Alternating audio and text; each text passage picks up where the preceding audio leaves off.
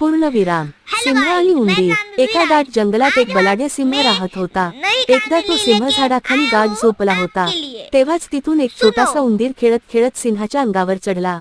अचानक सिंह जागा झाला आणि त्याने उंदराला आपल्या ताकदवान पंजात पकडले. सिंह गुरगुरत म्हणाला, "तू मला झोपेतून उठवलंस, आता तुला खातो." भीतीने थरथरत उंदीर म्हणाला, "महाराज, मला सोडून द्या. मी लहान आहे, पण कधी ना कधी मी तुमची मदत नक्की करेन." सिंह मोठ्याने हसला आणि म्हणाला, "अरे, एवढा लहान उंदीर माझी काय मदत करणार?" पण तरीही त्याने दयाळूपणे उंदराला सोडून दिले.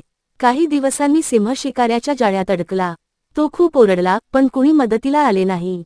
तेवढ्यात तोच उंदीर तिथे आला. उंदराने आपल्या तीक्ष्ण दातांनी जाळं कुरतडून सिंहाला सोडवले. सिंह आश्चर्यचकित झाला आणि उंदराला म्हणाला, "आज कळलं, लहान असला तरी प्रत्येक जीव उपयोगी पडतो. बोध, कधीही कोणालाही कमी लेखू नये. लहानसुद्धा मोठ्याला मदत करू शकतो."